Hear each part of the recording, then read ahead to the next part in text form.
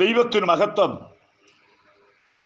അന്യഭാഷയുടെ പ്രാധാന്യത, യേശുക്രിസ്തുവിന്റെ വീണ്ടും വരവും പ്രവചന വിഷയം 109 ഭാഗത്തേക്ക് ഏവരെയും പ്രാർത്ഥനയോടെ ക്ഷണിച്ചുകൊള്ളുന്നു.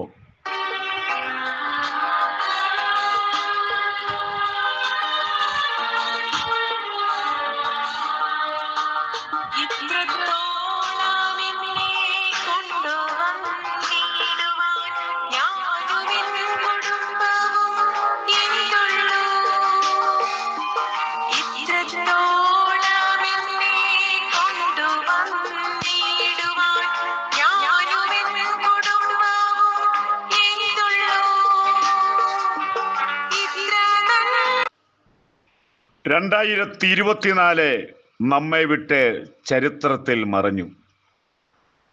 2025 ഒന്നാം ദിവസം നമുക്കെത്തിച്ചേരുവാൻ കരുണാസമ്പന്നനായ ദൈവം നമുക്ക് കൃപ നൽകി. കഴിഞ്ഞ ഒരു വർഷം എന്തെല്ലാം ദുഃഖത്തിന്റെ വാർത്തയാണ് നമ്മുടെ കൊച്ചു കേരളത്തിൽ നടന്നത്. എത്ര ദുഃഖകരമായ വാർത്തകളായിരുന്നു.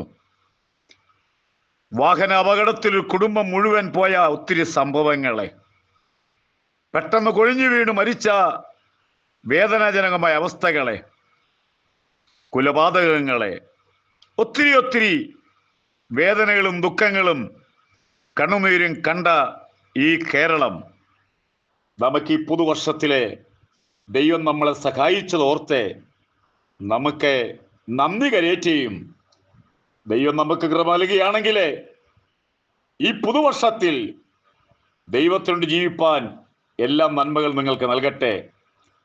പുതുവത്സര ആശംസകൾ അറിയിച്ചുകൊണ്ട് ക്ലാസ്സിലേക്ക് പ്രവേശിക്കുന്നു. കഴിഞ്ഞ ദിവസം നമ്മൾ ചിന്തിച്ചതിൻ്റെ ബാക്കിയാണ്.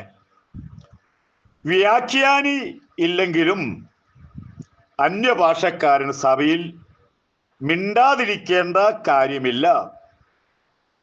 മറ്റുള്ള ശുശ്രൂഷകൾക്ക് തടസ്സമില്ലാത്ത തരത്തിൽ ദൈവവുമായി സംസർഗം ചെയ്തുകൊണ്ടിരിക്കണം.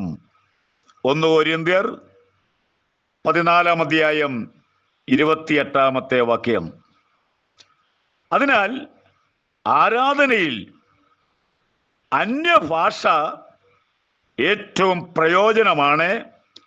അന്യഭാഷയുടെ അവസരങ്ങൾ ഇല്ലാതാക്കരുത് എന്നുകൂടെ ഈ വചനത്തിൽ ഞാൻ ഓർപ്പിക്കുന്നു.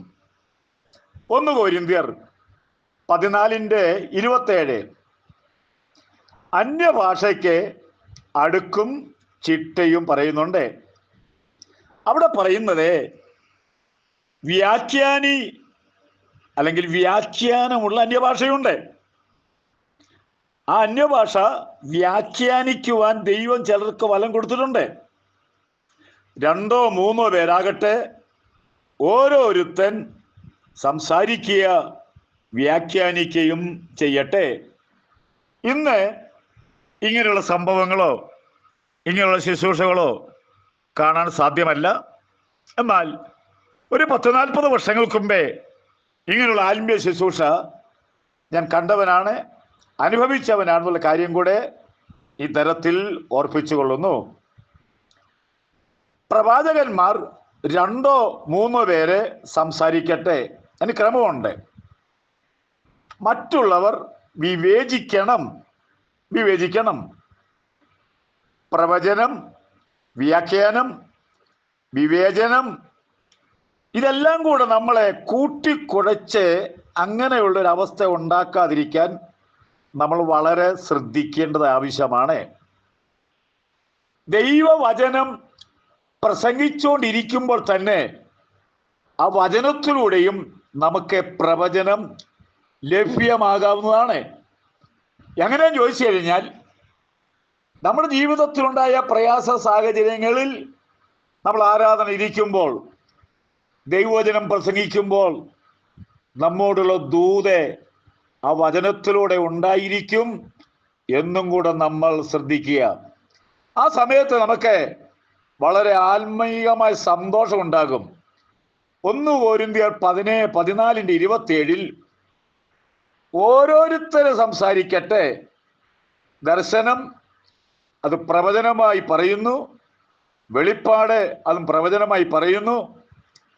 മനുഷ്യനെ ചിന്തിക്കുമ്പോൾ പലപ്പോഴും ഇതെല്ലാം കൂടെ കൂട്ടിക്കുഴയ്ക്കാതെ അതിന് അടുക്കും ചിട്ടയുമായിട്ട് പറയണമെന്നാണ് പൗലോസെ പ്രസ്താവിച്ചിരിക്കുന്നത്.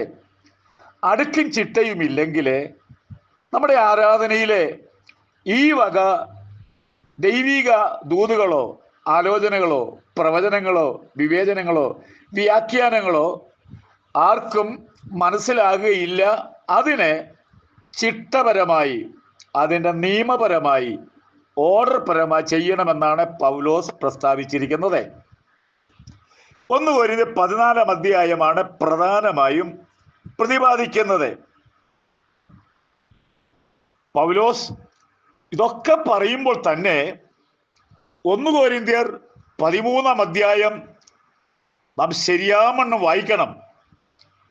അതിനകത്ത് ഏറ്റവും അതിപ്രധാനമായി പറയുന്നത് സ്നേഹമില്ലെങ്കിൽ ഒന്നുമില്ല.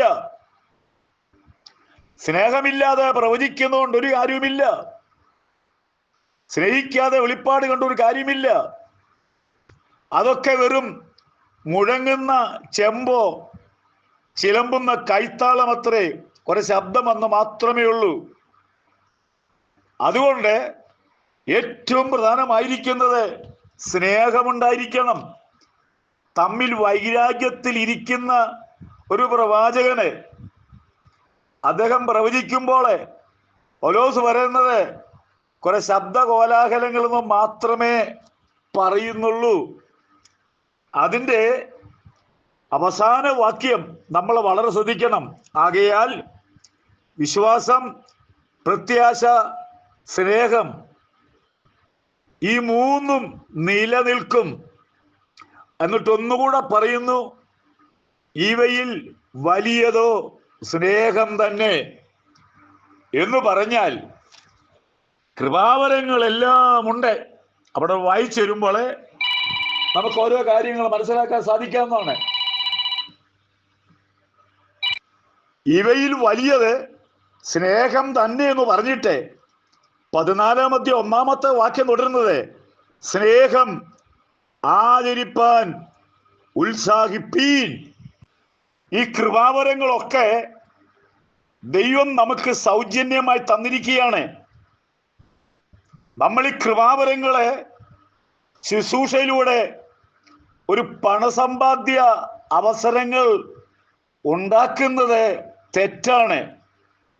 കർത്താവ് പറഞ്ഞു, ഞാൻ സൗജന്യമായി നിങ്ങൾക്ക് തന്നു, സൗജന്യമായി കൊടുപ്പീൻ. എനിക്ക് ക്ലാസ് ആയതുകൊണ്ട് വിവരിക്കുവാൻ ആഗ്രഹം എന്ന് പറഞ്ഞാലും ഒരു കാര്യം മനസ്സിലാക്കണം, നമ്മുടെ കൃപാവരം പണത്തിന് ഉപയോഗിക്കാൻ പാടില്ല. പണം ആവശ്യമാണ്, പക്ഷേ ഒരു പണവിനിമയമായിട്ട് കൃപാവരങ്ങൾ ഉപയോഗിക്കുന്നത് തെറ്റാണെന്നുള്ള കാര്യം കൂടെ ഞാൻ ഈ ക്ലാസ്സിൽ ഓർപ്പിച്ചു കൊള്ളുന്നു. നമ്മുടെ കർത്താവിൻ്റെ വരവ് ഏറ്റവും ആസന്നമായിരിക്കയാൽ ദൈവമക്കളെ, ഒരുപക്ഷേ 2025 നമ്മുടെ കർത്താവ് വരുന്നത്. എന്നാൽ നമുക്കൊരു വലിയ ഉണർവുണ്ടാകാൻ വേണ്ടി പ്രാർത്ഥിക്കണം. ഭാരതത്തിൽ വലിയ ഉണർവുണ്ടാകട്ടെ. നിങ്ങളും അതിൽ അംഗമാകുക. ദൈവം നമ്മളെ അനുഗ്രഹിക്കട്ടെ.